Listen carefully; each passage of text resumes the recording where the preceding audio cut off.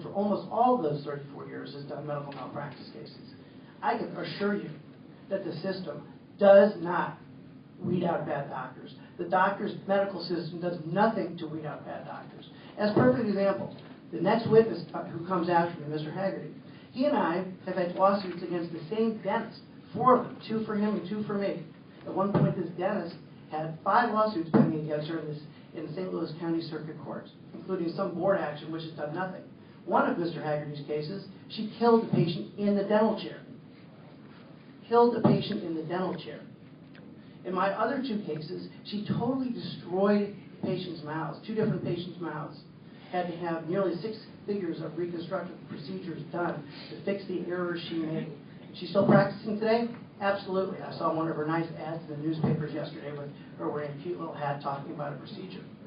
There was a doctor, neurosurgeon, famous neurosurgeon because of it, and famous only because of the number of times he was sued, named Dr. Albana. Post-Dispatch in St. Louis wrote a series of articles about Dr. Albana. That series of articles was because he'd been sued umpteen times, and the board did absolutely nothing about it. Doing huge surgeries, maiming people, injuring people. They did nothing. When the board finally took action, what did they do? And I knew the investigators who were on the case because they talked to me. We had some issues about him. What did they finally do? Don't do it again, doctor. Let someone watch your surgeries for a little while. They did nothing. This is the doctor who had been sued 12, 15 times. Major injuries. So don't listen to these doctors when they tell you that they police themselves. They absolutely do not. And the proof of the pudding is those of us who do this kind of work. We don't go out looking for clients. They come to us. Period. And when the doctors talk about how expensive it is and it's a lottery system, don't believe that either. We spend, because our clients can't afford it, anywhere between $50,000 to $100,000 plus on every single case that we take to trial. That's how much money goes into the case. We don't get paid unless it's a valid case. The affidavit of merit, frankly, I embrace that. Because every lawyer, before they bring a malpractice case, should be getting an opinion from a respected physician, a physician who's board certified in the field, a physician with experience and knowledge, to let them know in advance, because we can't, we're not doctors, let them know in advance if the case is valid. Whether that's constitutional or not is for another day. Frankly, I embrace that because when we go to trial, we are reliant on physicians in the field who will testify that the doctor was in fact negligent, did not meet the standard of care, caused injuries. If we don't have that testimony and that evidence, the case gets thrown out of court. Doesn't make the jury. Doesn't meet the jury. Plain and simple. Now, a couple of things what I wanted to mention, I just want to mention a couple of cases. There's one that our office is handling. My partner is the main lawyer on the case for Regina Turner. Has gotten a tremendous amount of publicity, not only in the St. Louis area, but also on national news and international news. There have been inquiries as far as England. This is the woman who had a wrong side brain surgery. Case is pending. It's been within the last year. She was supposed to be operated on the right side of her, I can't remember, one side of the brain. They operated on the other side of her brain. There was a total systemic failure in the operating room. There's supposed to be a timeout where everyone in the operating room says, here's what we're doing, here's the side we're operating on. They operated on the wrong side of the brain. It wasn't discovered till she was in the recovery room. Now, is that a case? And that caused, as a result of this surgery, she had a massive stroke. Now, is that the kind of case we want to see? Is that policing? How did, in a major hospital system, and where, by the way, this isn't quite a fancy on the plaintiff's part. In the Post-Dispatch, they published a letter that was written to the public, and it was provided by the hospital system to the Post-Dispatch, publicly apologizing for this incident. This is all in the public record, can all be found. Is this the kind of case that we should say, well, gee, I guess she had a massive stroke, they operated on the wrong side of her brain?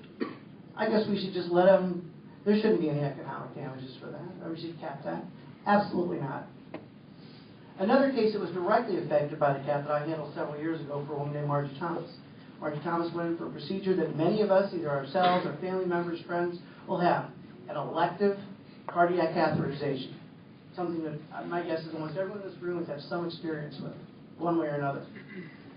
What was done is there was a sealant device that's supposed to seal off where the catheterization is done. They couldn't get access in her leg, so they went through her arm, which does happen to the brachial artery. Well, unfortunately for the doctor, failed to heed the manufacturer's warning on this sealant device. that causes a clot that causes the artery to seal off after the procedure. Specifically, do not use this in the brachial artery. Do not use this product in the arm. The physician used it in the arm, and guess what happened? Within days, she lost her arm. Failed to follow the manufacturer's instructions, clotted off her entire blood flow to her arm. First, they amputated below the elbow. But then what happened was the tissue damage continued, and within days they had to amputate above a second amputation above the elbow. Now, she was on Medicaid. When the doctors talk about this doesn't cover economic damages, well, all of her medical bills had to be paid back to Medicaid. That's a lien on the case.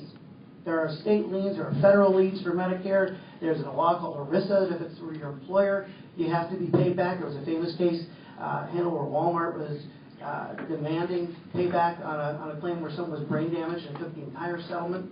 Nothing went to the family. This is the law. The economic damages, which are mostly going to be medical if somebody's not working, those have to be paid back. Medicare requires a set-aside trust for future medicals paid by Medicare. The families or the patient sees none of that benefit. In my client's case, there was a large amount paid back to Medicaid, and there weren't a lot of future economic damages because one of the big disputes was, could she get a prosthetic arm? Was she physically strong enough to take the prosthetic arm? The 350 cap played a huge number and when we resolved this case, because that was the law at the time. My client did not have the wherewithal to go through with the case. Didn't she wait a couple of years for the case to be resolved? So that's all I have at the moment. Any questions, please? Are there any questions for this witness?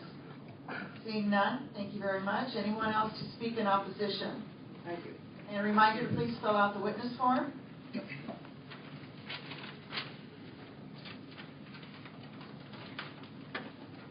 Good morning. Thank you. Chairperson, thank you. My name is Pat Haggerty from Kirkwood, Missouri. I'm happy to be here today in front of my Representative Kirkton. I would briefly, I am an attorney, and I want to briefly put face and names on non-economic damages. I represented Jeff and Connie Schneider in a case in St. Louis County. Jeff had a heart condition which is most often benign, as long as it's monitored carefully. However, in that particular case, it was not. Ultimately, he got an infection on his heart valve, migrated to his brain, and at 53 years old, he had a massive stroke. This was a high-functioning CPA with a good job who was never able to work again. He was paralyzed on his right side. He had suffered from what's called aphasia, where he couldn't come up with the words to say. His brain would be trying to tell him what to say, but there'd be a disconnect between his mouth and his brain. His wife, after this massive stroke, had to lift him in and out of the car, lift his wheelchair in and out of the car, take care of their two daughters who were just getting into high school age where they really need a father. She had to do everything the whole time, needing neck surgery herself, and had to suffer through this. He suffered seizures. He'll have those for the rest of his life. He's on extensive medication, and this is what he was left with. This was the result of negligence according to a jury award. The case proceeded to trial in St. Louis County. There was no offer in the case, despite the fact that there were experts testifying for the Schneiders. Obviously, there are experts on the other side as well.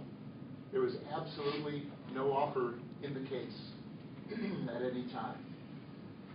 The jury decided the case, and they found that their non-economic damages were significantly higher than $350,000. And under the jury verdict in the case, as in any medical malpractice case, the damage items are actually itemized. So the jury can decide, was there economic damage? Was there non-economic damage? And they have to justify each line in that award, and the plaintiffs have to produce evidence of each line in that award. This case was tried over approximately 9 days. The jury went out the day before 4th of July. They deliberated until 10 o'clock at night. Asked the judge, could we come back the day after the 4th of July and complete the case? 7 more hours on July 5, they deliberated and carefully reached their verdict, which the judge, a very experienced judge in St. Louis County, upheld, found there was evidence on all the items of damage, found that it was reasonable. Now, I submit to the committee that that is an example not of the system not working correctly. It's actually the system of our juries working correctly with the jury verdicts and the judicial oversight of those. The fact that there was no offer in the case suggests to you that the defendant in the case, the employer of the doctor in particular, left the doctor exposed in this case and also kept him there the entire trial. It could have settled for considerably less than the jury verdict in that case. Never an offer made, and that is not unique. There was still another large verdict in St. Louis County after that, where two more, where no offers were made. And I've heard a lot about reserves today, and I think that's very important. I think that every insurance company needs to be able to manage risk and to have some idea of the risk. But in these cases, there was no question that if the plaintiff won, the damages were going to be substantial. And afterwards, after that verdict and a couple of others, now what is happening is the defendants and the insurance companies are getting together with the plaintiff's counsel and saying, we need to talk about this case. Let's see if we can settle. Are they overpaying? Absolutely not. In fact, jury trials are all about risk. I guarantee you that all the defense lawyers here today have the same conversation with their clients as I do. We can take a chance with the jury. We can roll the dice, but I'm telling you, we might get nothing. Here's what their offer is. It's not enough for you since you've lost your child or you've had a stroke. But we don't want to risk it, so let's settle. And another thing that happens in such settlements, and we would have done it in this case, is we could have settled with the employer and the doctor would have been dismissed. And this doctor, I won't stand here and say he's a terrible doctor, has no right to practice. I'm not going to say that at all. He made a mistake, as the jury found. He shouldn't have to be punished for the rest of his life or anything like that. He didn't like the publicity after the trial. I felt bad for the man. He was a very nice doctor. But it was the decision of the defendant to take his chances with the jury, as is every defendant's right. So I asked the committee today to keep Jeff and Connie Schneider in mind in deliberating on this bill, because a one-size-fits-all cap is not fair to people like Jeff and Connie Schneider. Thank you. Thank you, gentlemen. And are there any questions from the committee? See, none. I have a question for you. It's just a philosophical question.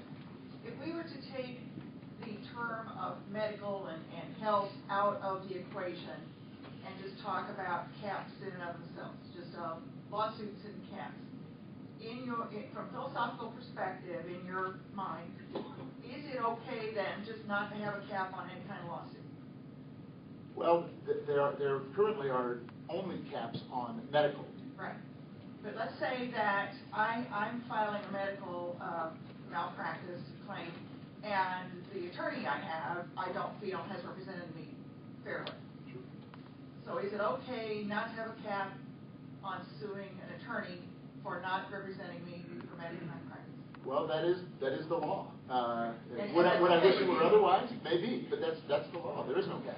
Well, the question though is, you're okay with that? I am okay with that because I believe in the right to trial by jury, and the jury gets to decide the damages. I do believe in that. Okay, so philosophically, no cap is an okay thing. Well, absolutely. All right, thank you.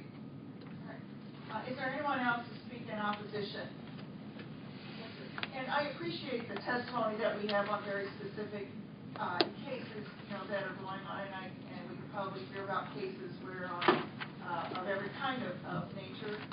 We certainly want to maintain the integrity of that and at the same time stick to the bill.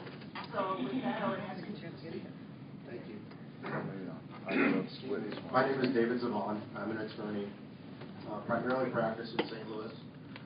Have handled medical negligence cases seems to be what gets referred most, and I've done those most of my career. I have a unique perspective on this in that my brother's an emergency room doctor. I don't take these cases lightly, but perhaps my other perspective on this is, as I sit here before you today, I'm a cancer survivor, and I've been through a bone marrow transplant in 2006, where good doctors took care of me, my family, and saved my life.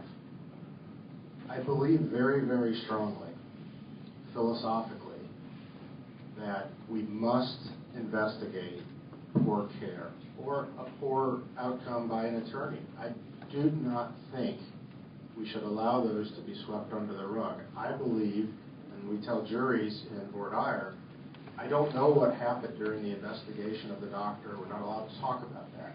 So we talk to the jury about this being an investigation into what happened. And you get to decide at the end what you think happened. But philosophically, I believe with all my heart, even with a doctor brother, physician brother, even as a patient who has had doctors save his life from cancer, I believe these cases raise the standard of care in Missouri and other states. If we don't investigate these cases, then there's been some other doctors mentioned that you've heard about who have had multiple cases.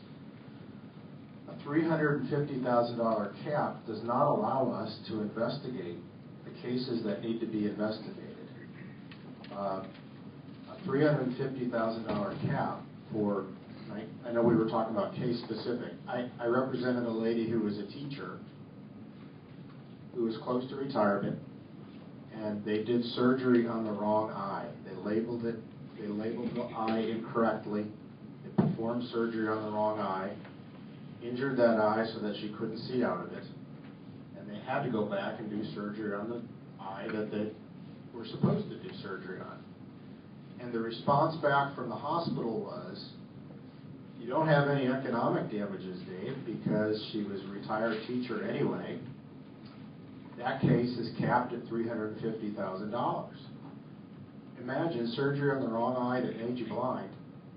That's capped at $350,000 because there's no economic loss to that.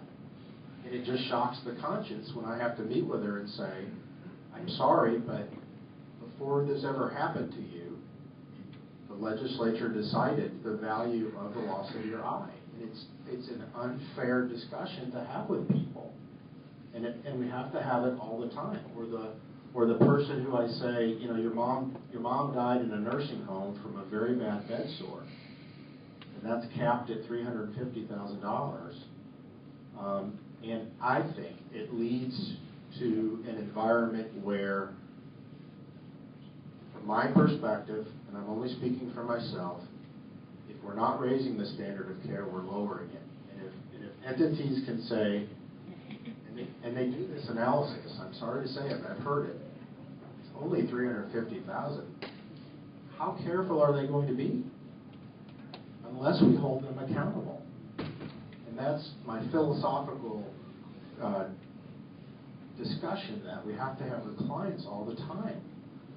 So, the Watts decision, I know everybody talked about briefly.